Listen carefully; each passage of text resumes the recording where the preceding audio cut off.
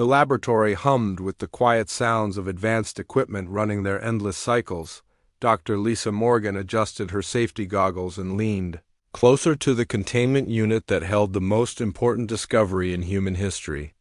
The samples from Kepler 442b sat in their sealed chambers, glowing with a faint blue light that seemed to pulse like a heartbeat. Lisa had been working on these samples for 3 months now, ever since the New Horizon had collected them from the distant planet. The alien organism was unlike anything she had ever seen before. It was neither plant nor animal, but something completely different.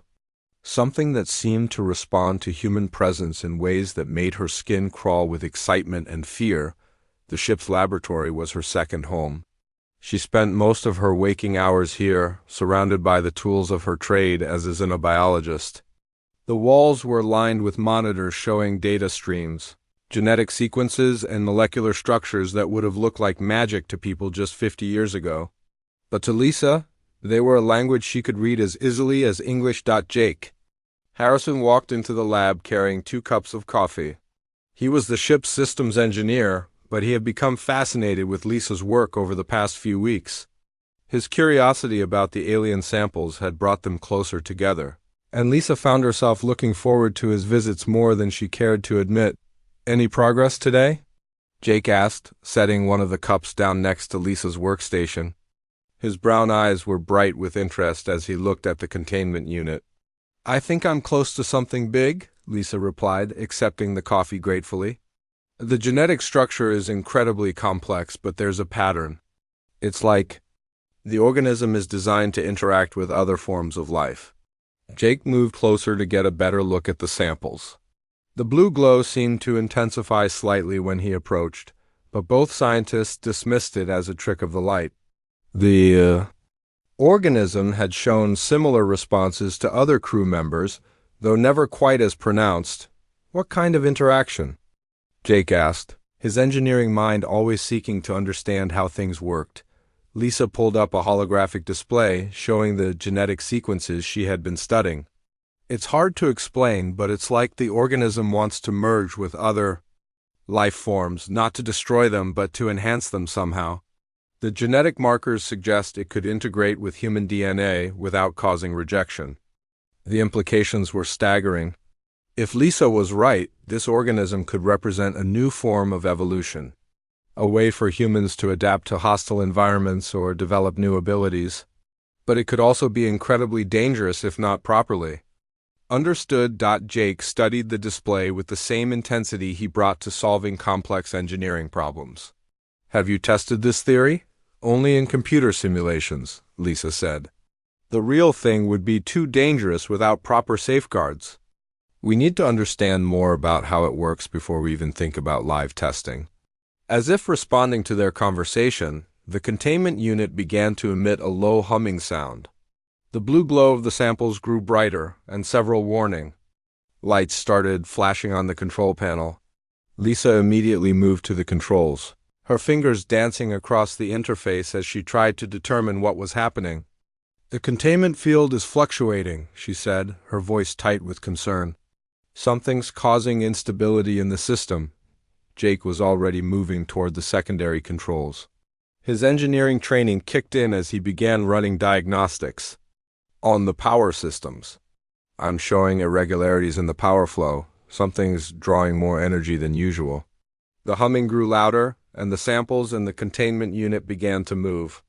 The organism that had been dormant for months was suddenly active, pressing against the barriers that held it. Lisa felt her heart racing as she watched the readings spike across her monitors. "The organism is responding to something," she said, her voice barely audible over the increasing noise. "It's like it's trying to break free."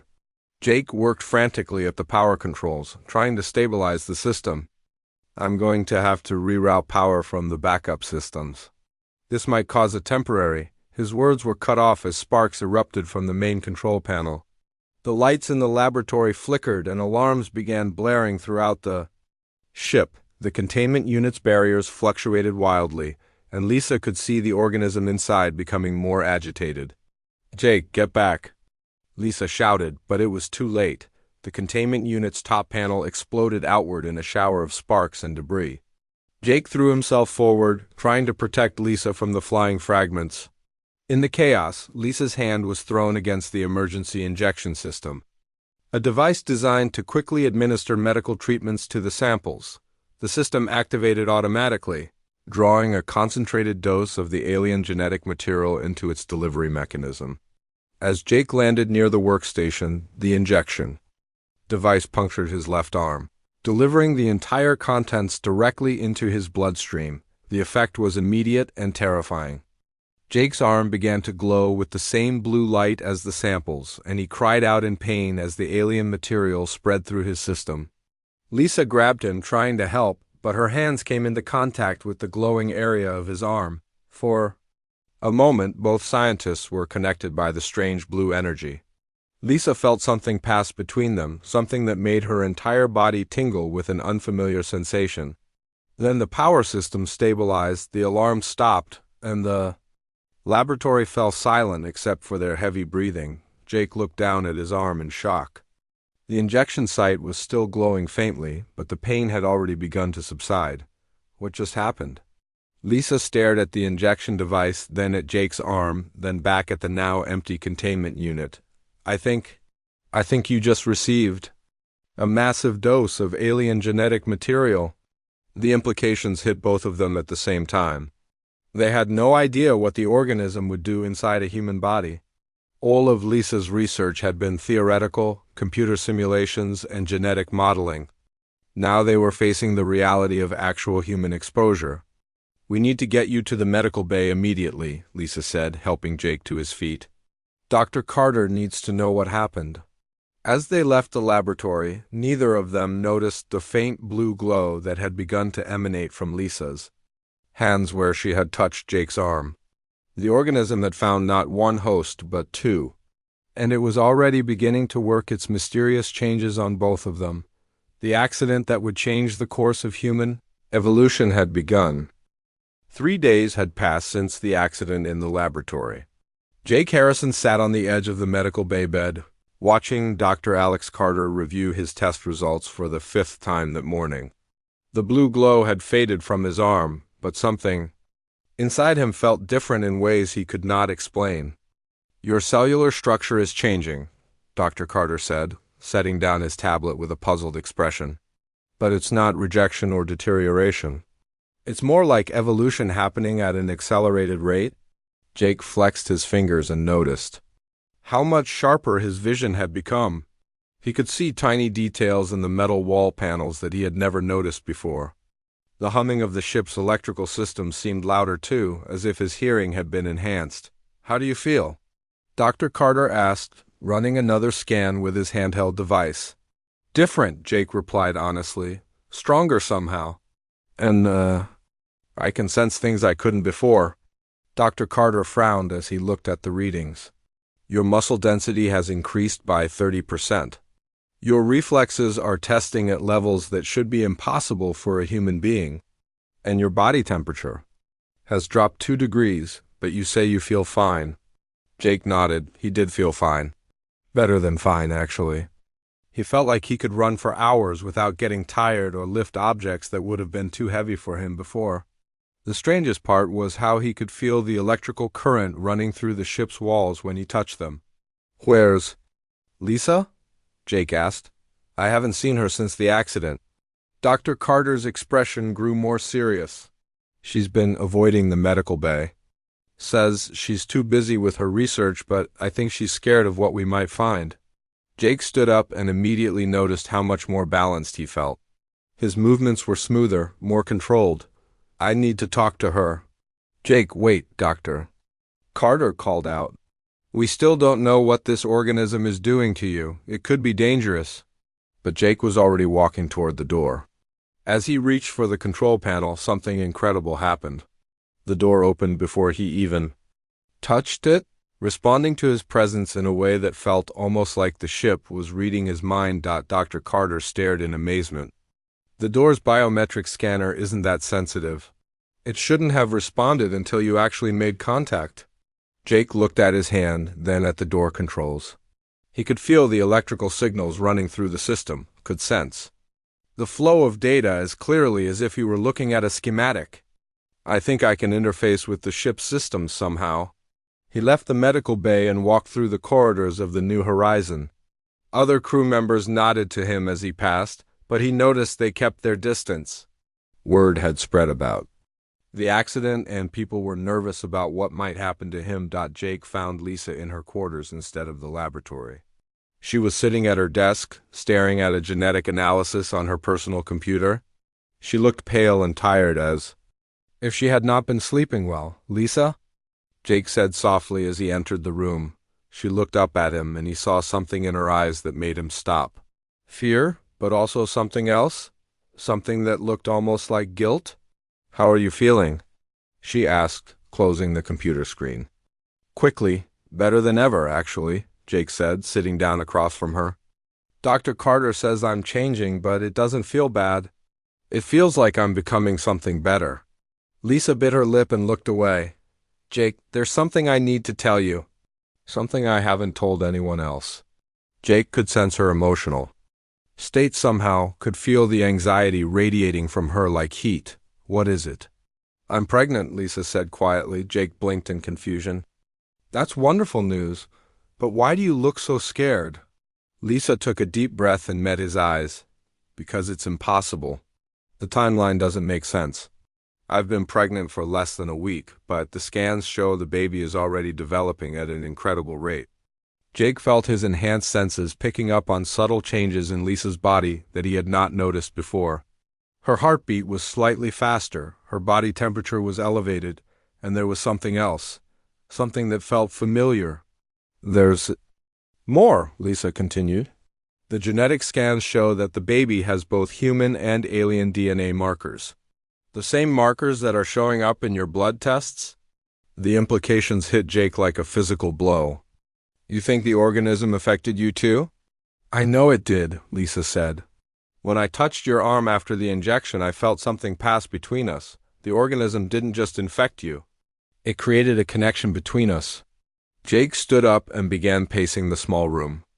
His mind was working faster than ever before, processing the information at superhuman speed. "So the baby is what? Some kind of hybrid?" "I think so," Lisa said. "And it's growing incredibly fast. Based on the development rate, I'll give birth in about 2 months instead of 9. Jake stopped pacing and looked at her. "Are you in any danger?" "I don't know," Lisa admitted. "Dr. Carter wants to run tests, but I'm afraid of what he might find. What if the baby is dangerous? What if it's not even human?" Jake moved closer to her, and Lisa felt a strange sense of calm wash over her. It was as if his presence was somehow soothing her fears. "We'll figure this out together. Whatever's happening to us, we're in it together." Lisa nodded, feeling better for the first time in days. "There's something else. I've been having dreams. Strange dreams about vast spaces and alien worlds. And I think I'm developing some kind of abilities too." "What kind of abilities?" Lisa held up her hand, and Jake watched in amazement as her fingers began to glow with a faint blue light. "I can sense living things through walls. I know exactly where every person on this ship is right now, and I can feel the baby's thoughts sometimes. It's like we're all connected somehow." Jake reached out and took her glowing hand in his. When their skin made contact, both of them felt a surge of energy and understanding. They could sense each other's thoughts and emotions as clearly as if they were their own. "The organism isn't just changing us," Jake realized. "It's creating some kind of network. A way for different forms of life to communicate and work together." Lisa felt the baby move inside her, responding to their connection. "I think you're right. And I think this is just the beginning." They sat together in silence, holding hands and feeling the strange new abilities flowing through them. Neither of them knew what they were becoming, but they were no longer afraid.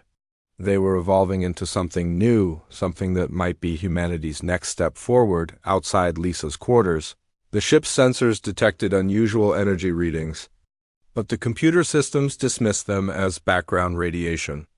The crew of the New Horizon had no idea that 2 of their members were transforming into something beyond human. or that a new form of life was growing in their midst. The changes were accelerating, and soon there would be no hiding what they had become. 2 months had passed since Lisa told Jake about her pregnancy. The baby had grown at an impossible rate, and now Lisa was ready to give birth. But the changes in both of them had grown far beyond what anyone could have imagined. Jake stood in the ship's observation deck, looking out at the stars through the thick viewport. But he was not just looking with his eyes anymore. He could feel the cosmic radiation, sense the gravitational pull of distant planets, and even detect the faint signals from other ships light years away. His transformation had accelerated beyond Dr. Carter's ability to measure or understand. "Jake?" Lisa's voice came from behind him. She moved carefully, her body heavy with the child that would soon be born. But even pregnant, she moved with a grace that seemed almost supernatural. Jake turned to face her, and they shared the silent communication that had become natural between them. Through their connection, he could feel her thoughts and emotions as clearly as his own. "The baby was coming today. Are you ready?" Jake asked. Though he already knew the answer through their bond, Lisa nodded, placing her hand on her swollen belly. "She's ready too. I can feel her eagerness to be born." They had discovered the baby's gender weeks ago, but more importantly, they had learned to communicate with her while she was still in the womb. The child's consciousness was already fully formed, and her thoughts carried a wisdom that seemed far beyond her physical age. Dr. Carter had set up a special birthing room in the medical bay, equipped with every monitoring device the ship possessed. Captain Ryan Stone had been briefed on the situation, though he still struggled to understand what his crew members were becoming. As they walked toward the medical bay, Jake noticed how the ship's systems responded to their presence. Lights brightened automatically, doors opened before they reached them, and the air circulation adjusted to their comfort without being asked. The new horizon was learning to anticipate their needs. "The ship is becoming part of our network," Lisa observed, feeling the same connection Jake had noticed. "It's not just the ship," Jake replied. "I can sense every living thing on board. The crew, the plants in the hydroponics bay, even the bacteria in the water recycling systems. We're all connected somehow." They entered the medical bay to find Dr. Carter waiting with a team of assistants. The doctor's expression was a mixture of professional excitement and deep concern. He had never delivered a baby that might not be entirely human. "How are you feeling, Lisa?" Dr. Carter asked, helping her onto the examination table. "Strong," Lisa replied honestly. "Stronger than I've ever felt in my life." Jake moved to stand beside her, taking her hand. The moment their skin touched, both of them felt a surge of energy that made the monitoring equipment flicker. Dr. Carter frowned at the readings but continued his preparations. "The baby's vital signs are stable," he reported. "But they're unlike anything I've seen before. Her brain activity is off the charts, and her genetic markers are incredible." Lisa felt the first contraction, but instead of pain, she experienced a wave of anticipation. The baby was eager to be born, to join them in the world outside the womb. Through their connection, Jake could feel everything Lisa was experiencing. "She's coming," Lisa said calmly. The birth was unlike anything Dr. Carter had witnessed in his medical career. Lisa showed no signs of distress or pain, and the baby emerged easily, as if the process had been perfectly designed. But when the child took her first breath, something extraordinary happened. The baby's eyes opened immediately, and they glowed with the same blue light that had marked Jake's transformation. But more than that, she looked directly at her parents with an intelligence that no newborn should possess. "Hello, Mother." "Hello, Father," the baby said clearly, her voice carrying directly into their minds. Dr. Carter dropped his instruments. In shock, did she just speak telepathically? Lisa held her daughter close, feeling the incredible warmth and energy radiating from the tiny body. "Her name is Hope," she announced, though she had not consciously chosen the name. It had simply appeared in her mind, as if the baby had chosen it herself. Hope looked around the room with curious eyes that seemed to take in everything at once. When her gaze fell on Dr. Carter, the doctor felt a gentle presence in his mind. Warm and reassuring. "She's scanning us," Jake realized. Learning about us. Captain Stone entered the medical bay at that moment, drawn by reports of the unusual energy readings. When he saw the baby, his expression shifted from curiosity to amazement. "Is that the child?" he asked quietly. Hope turned her attention to the captain, and he felt the same gentle mental touch that Dr. Carter had experienced. But along with the warmth came something else: knowledge, images of vast star systems, advanced civilizations, and technologies beyond human understanding.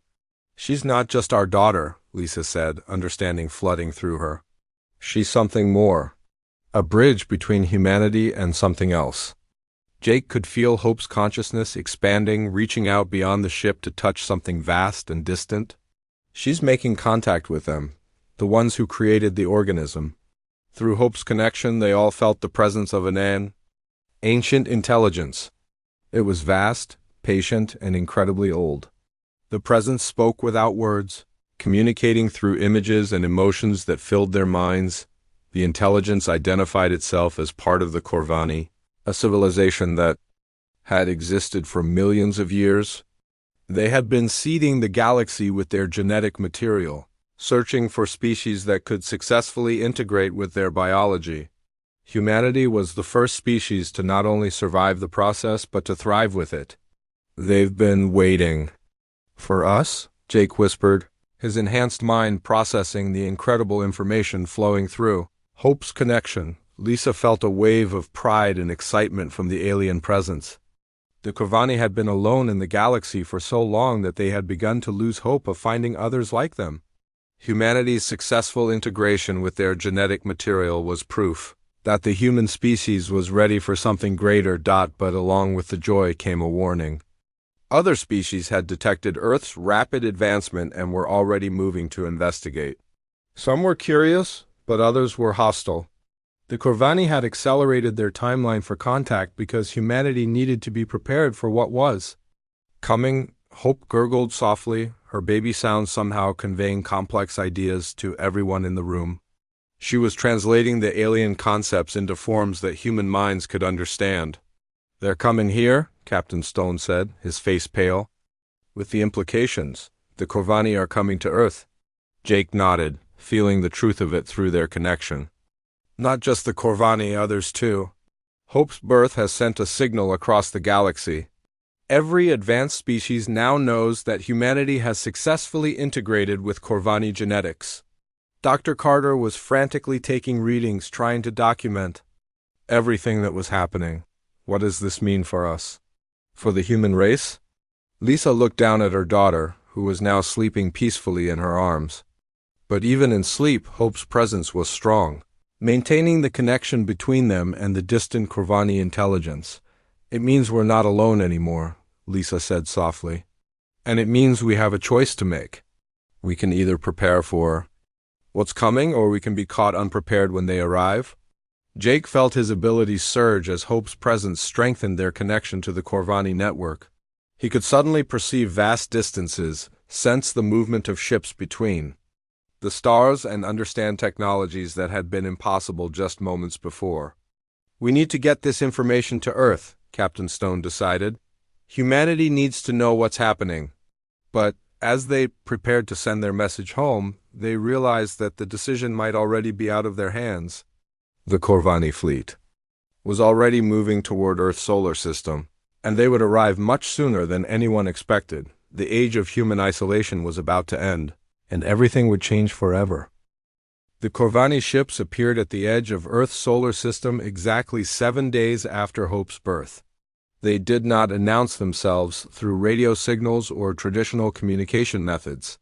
Instead, they reached out directly through the network that connected Jake, Lisa, and their daughter to their ancient civilization. Jake stood in the New Horizons command center. His consciousness expanded far beyond the confines of the ship. He could feel the massive vessels approaching, each one larger than any human-built structure. But he felt no fear from them, only curiosity and something that might have been excitement. "They're beautiful," he said aloud, describing what he could sense to Captain Stone and the rest of the crew. "Not like our ships at all.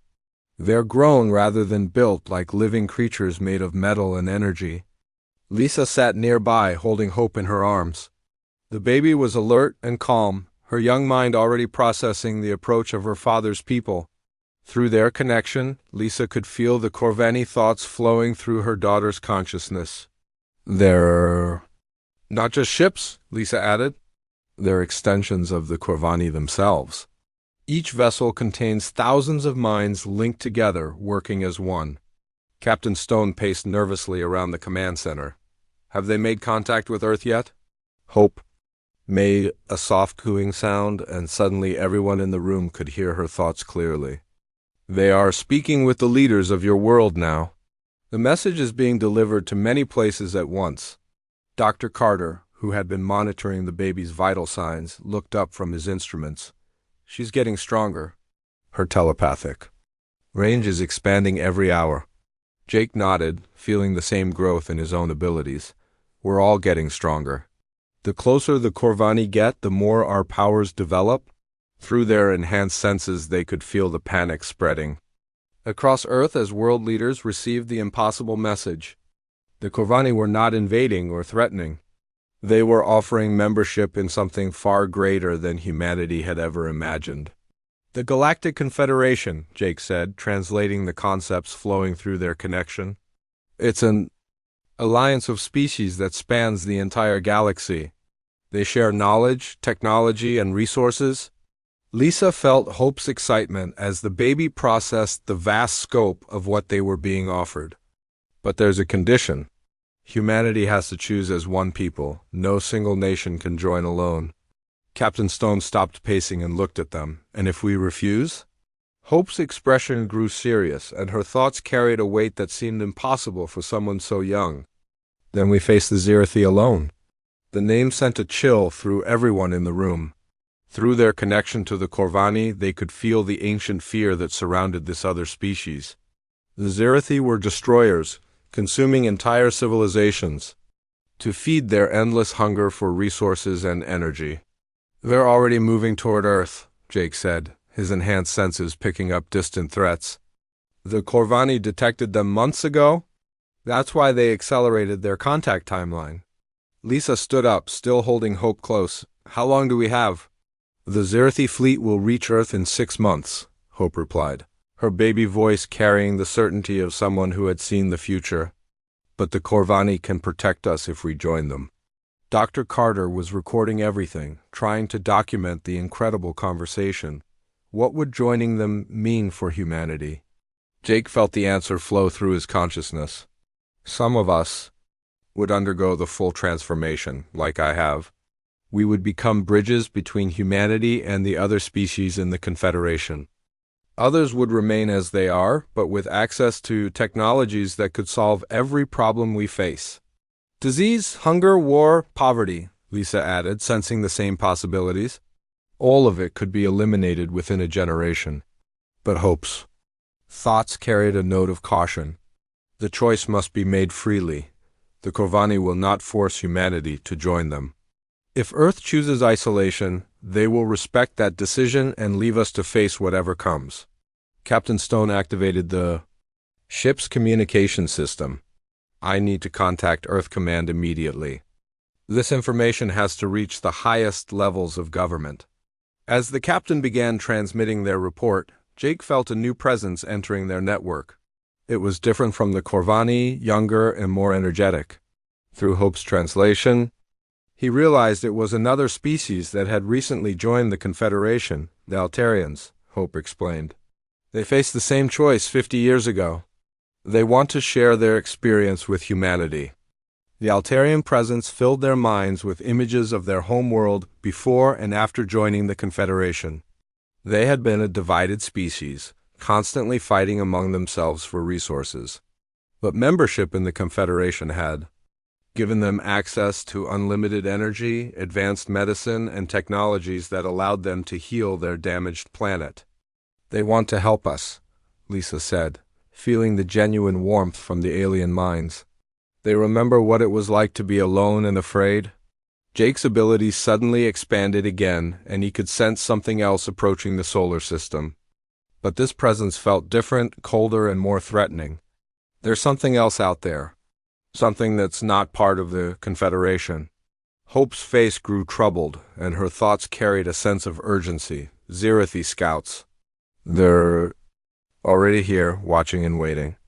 Through their connection, they could feel the predatory intelligence of the scout ships. The Zirathi had been tracking the Corvani for centuries, following them to new worlds and consuming whatever they found. Earth's rapid development and the presence of the Corvani fleet had attracted their attention. They're studying us, Jake realized, learning our weaknesses. Lisa felt a protective surge from the Corvani fleet. The Confederation won't let them attack while the negotiations are ongoing. But if Earth refuses membership, they'll have to withdraw and leave us defenseless. Dr. Carter looked up from his instruments with alarm. The energy readings are spiking. Something's happening to Hope. The baby's eyes were glowing brighter than ever before, and her consciousness seemed to be expanding beyond the ship, beyond the solar system, touching minds across the galaxy. She was becoming a focal point for the entire Confederation network. She's growing into her role, Jake said, understanding flooding through him. She's not just our daughter anymore. She's becoming an ambassador for all of humanity. Hope's thoughts reached out to touch every human mind on Earth simultaneously. For just a moment, every person on the planet could feel what Jake and Lisa felt, could sense the vast network of civilizations waiting to welcome humanity into their community. The reaction was immediate and overwhelming. Some people were filled with wonder and excitement. Others were terrified of losing their humanity. But everyone understood that the choice before them would determine the future of their species. The debate has begun, Captain Stone reported. Reading the communications from Earth. The world leaders are calling for an emergency session of the United Nations. Lisa felt Hope's satisfaction through their connection. The baby had successfully planted the seeds of understanding in human minds across the planet. Now it was up to humanity to decide whether to embrace their cosmic destiny or face the darkness alone. How long do we have to decide? Dr. Carter asked. Jake felt the answer through his connection to the Corvani fleet. 72 hours. Then the Confederation will need an answer. The clock was ticking and the future of humanity hung in the balance. Hope had given them the gift of choice, but the decision would ultimately rest with the people of Earth. In the distance, the Zirathi scouts waited patiently, ready to move the moment the Corvani fleet departed. The next 3 days would determine whether humanity would join the galactic community or face annihilation alone. The 72 hours passed like a lifetime for the people of Earth.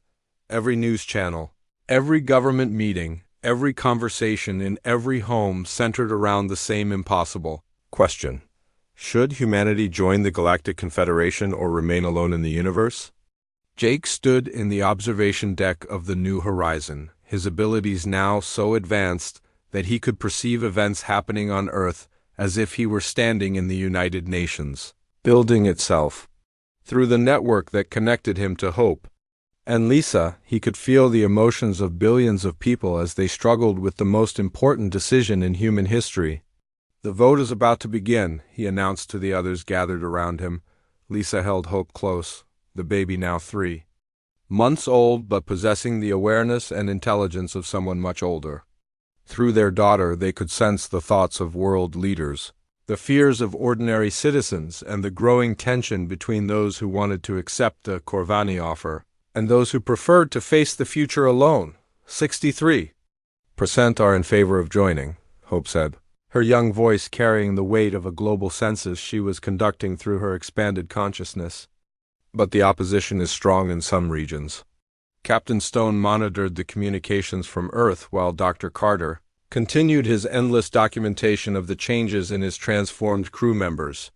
The doctor had volunteered for partial transformation himself, allowing Jake to share some of his abilities so that humanity would have more bridges to the galactic community. The Secretary General is calling for the final vote now, Captain Stone reported. Through their connection to Hope, everyone on the ship could feel the moment when humanity made its choice. The vote was not unanimous, but it was decisive. Earth would join the Galactic Confederation. The response from the Corvani fleet was immediate. Jake felt their joy and relief flooding through the network, emotions so powerful that they brought tears to his eyes. Humanity had chosen to step into a larger universe, and the ancient civilization that had been alone for so long finally had new companions. "They're moving closer," Jake observed, watching the massive ships approach Earth with his enhanced senses. "The formal ceremonies will begin tomorrow." But Hope's expression grew troubled, and her thoughts carried a note of warning. "The Zirathi are not pleased with our decision. They're accelerating their timeline." Lisa felt a chill of fear through their connection. "How much time do we have?" "Days, not months," Hope replied. "They were hoping humanity would refuse the offer. Now they see us as a threat that must be eliminated quickly." Jake's abilities suddenly expanded again, and he could sense the Zirathi fleet changing course, moving toward Earth with deadly purpose. But he could also feel something else, something that filled him with hope and wonder. "Other Confederation species are coming too," he announced. "They're not going to let the Zirathi destroy humanity." Through Hope's translation, they could sense ships from dozens of different worlds converging on Earth's solar system. The Altarians, the Zentari, the Voidwalkers, and many others whose names had no human equivalent. Each species had its own unique abilities and technologies, but they were all united in their determination to protect the newest member of their community. "The first transformation volunteers are arriving at the Corvani ships," Captain Stone reported, reading the latest updates from Earth. Jake nodded, feeling the process beginning across the planet. Thousands of humans had volunteered to undergo the full transformation, becoming bridges between their species and the rest of the galaxy. Scientists, diplomats, soldiers, and ordinary citizens who wanted to help their species adapt to its new role. "I need to go to them," Jake said suddenly. "They'll need guidance through the transformation process." Lisa touched his arm, and they shared a moment of perfect understanding through their connection. "We'll come with you. Hope needs to be there too." Dr. Carter looked up from his instruments. "The energy patterns are stabilizing around Hope. I think she's reached the point where she can maintain the network connection from anywhere." Jake felt his ability surge again, and suddenly he could perceive not just the solar system but vast distances beyond it. The transformation was accelerating, triggered by Hope's presence and the proximity of the Corvani fleet. "I can travel without a ship now," he realized with amazement. "The transformation has given me abilities I never imagined." Lisa felt the same possibilities opening up within herself. The alien DNA had changed them both in ways that were still being discovered. They were becoming something new, something that combined the best of human and Corvani traits. "The Zirathi fleet will arrive in 6 days, Hope announced, her consciousness spanning impossible distances. "But the Confederation fleet will be ready for them." Jake could sense the massive preparations taking place across the solar system. Corvani ships were sharing their technologies with human engineers, creating hybrid vessels that combined the best of both civilizations. Meanwhile, the other Confederation species were positioning their fleets to create an impenetrable defense around Earth. "This is going to be the largest space battle in galactic history," Lisa observed, feeling the scope of what was approaching, but Hope's thoughts carried a different message. "It doesn't have to be a battle at all. The Zirathi are driven by hunger and fear. If we can show them a different way, they might choose cooperation over destruction." Jake felt his consciousness expand even further, reaching out to touch the minds of the approaching Zirathi. What he found there surprised him. Beneath their predatory nature was a species that had been consumed by desperation, driven to consume other civilizations because they had never learned any other way to survive. "They're not evil," he realized. "They're just afraid. They've been alone for so long that they've forgotten how to trust." Lisa felt the same understanding flowing through their connection. Hope is right. We need to try to communicate with them before the fighting starts. Hope's consciousness reached out across the galaxy, touching the network of Confederation minds and sharing her parents' insight. The response was immediate and overwhelming. Species after species shared their own experiences with the Zirathi, tales of loss and destruction that had shaped galactic history for millennia, but among the fear and anger, There were also voices of hope. Some species had encountered individual Zirathi who seemed different, who had shown signs of being capable of change. The possibility had always existed, but no one had ever been willing to take the risk of trying to communicate. Humanity is uniquely positioned to try, Jake realized. We're new enough to the galaxy that we don't carry the historical fear of the Zirathi. Dr. Carter looked up from monitoring the global transformation process. The first wave of human volunteers has completed their changes. They're reporting the same expanded abilities you have. Jake felt the new minds joining their network, each one adding strength and perspective to their growing community. Among them were linguists, diplomats, and peace negotiators who had volunteered specifically to help with first contact situations. "We have 6 days to prepare," Lisa said, feeling hope's agreement through their connection. 6 days to create a plan that might save both humanity and the Zirathi. Captain Stone activated the ship's communication systems.